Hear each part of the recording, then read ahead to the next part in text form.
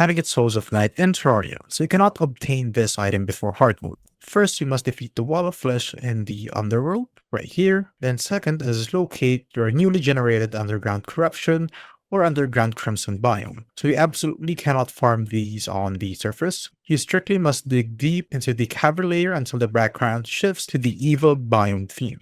So once you're deep enough, right here, just kill any enemy like this. It does not matter if it is a native evil monster or a standard cavern bat. So every single enemy killed inside the underground evil biome has exactly a 20% chance to drop a Soul of Night.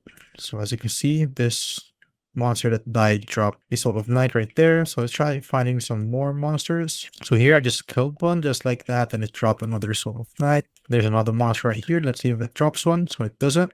So let's keep on going, just like that. And as you can see, the one that I killed here dropped a Soul of Night. Let's just try to get it right here, just like that.